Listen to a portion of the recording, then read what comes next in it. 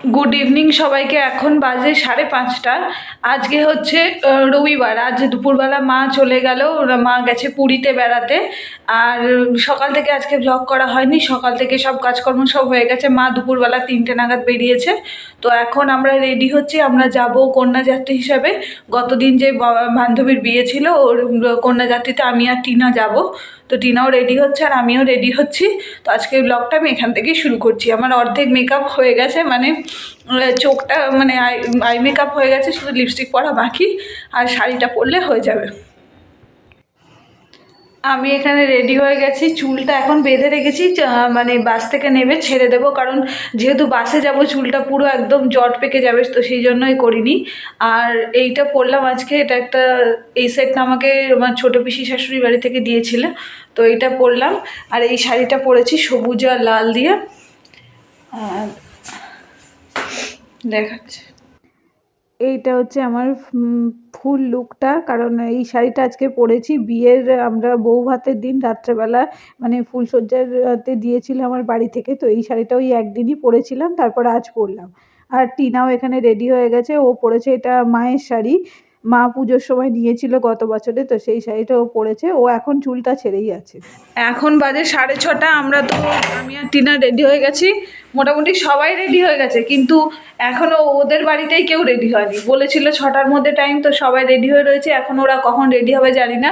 তো মনে হয় তো পৌঁছাতে পৌঁছাতে রাত 9টা তো বাজবেই, তারপর ফিরতে কত রাত হবে সেটাও একটা বড় কথা। এখন দেখা যাক আর কি, এখন রেডি হয়ে বসে থাকা ছাড়া আর কোনো কাজ নেই, তো বসেই থাকি, তারপর যা হবে দেখা যাবে। এখন আমরা রাস্তায় চলে এসেছি, সবাই দাঁড়িয়ে আছি বাসের জন্য। বাস এক্ষুনি চলে আসবে। তো বাস আসলে বাসে আমরা উঠবো। আর এখন উঠেই গেছি, সবাই এখন নিজেদের মতো সিট খুঁজছে। আমি আর টিনা ফার্স্টেই একটা সিট পেয়েছিলাম, তো সেখানে বসেছি। এখান থেকে পৌঁছাতে হাবড়া যেতে আমাদের ওই 1.5 ঘন্টা মতো সময় লাগবে। তো 1.5 ঘন্টা পরে আমরা এখন পৌঁছালাম হাবড়াতে। সবার হাতেই একটা করে ট্রে আছে, যেহেতু কন্যাযাত্রী হাতে তো ট্রে থাকতেই হবে। সবাই এখন ট্রে নিয়ে ঢুকছি আমরা। আর অনেক লোকই সবাই একসাথে আমরা এসছি, তো সবাই একসাথেই রয়েছে। টিনাও আছে আর সবাই আছে, পাড়া প্রতিবেশী সবাই। আর ওদের রিলেটিভ তো অবশ্যই আছে। এখানে সবাই ট্রে নিয়ে ঢুকছে। আর এই একটা ঘরে আমাদেরকে রাখতে দিয়েছে। পিয়ালি এখানে হাই করছে। তো যাই হোক, এত জোরে এখানে লাউড মিউজিক চলছিল যে আমাকে ভয়েস ওভার দিতেই হচ্ছে। তো ঢোকার পরে দেখলাম ডেকোরেশনটা তো খুবই সুন্দর করেছে। আর এটা কিন্তু কোনো ব্যাঙ্কুয়েট হল বা কিছু না, এটা হচ্ছে একটা ক্লাব ঘর। তো সেখানেই অনেক বড় জায়গা, সেটাকেই ভিতর থেকে ডেকোরেশন করা হয়েছে। টিনা এখানে বসে পকোড়া খাচ্ছে, আমিও খেয়েছি অল্প। তো বাসে করে যেহেতু এসছি, আর অনেক দিন পরে এতক্ষণ বাসের মধ্যে ছিলাম, আমার শরীরটা একটু খারাপ খারাপই লাগছে। তো সেই জন্য আমি আর বেশি খাইনি, এসে আগে একটু জল খেয়েছি। তো তারপরে দেখছি সবাই ছবি টবি তুলছে, এখানে পিয়া ছবি তুলছে সবার সাথে। ডান পাশে রয়েছে ওর হাজব্যান্ড, আর বাঁ পাশে ওর একজন দাদা হয় সে।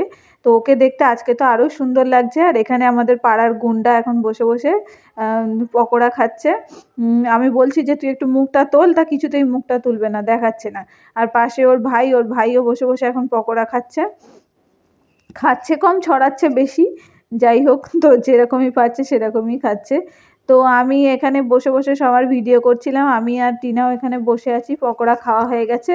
আর ফুচকাও ছিল স্টলে, একটা দুটো ফুচকা খেয়েছি। তারপরে বসে আছি, কারণ এখন বাজে রাত 9:30।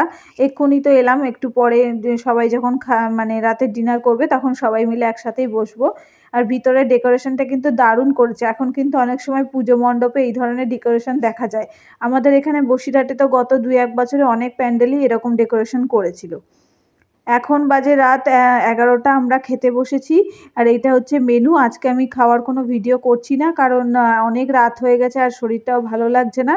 তো ফাইনালি খেয়ে দেয়ে এসে দেখি এখানে মেয়ের বাবা অর্থাৎ প্রশান্ত কাকু নাচছে, মনে খুব আনন্দ।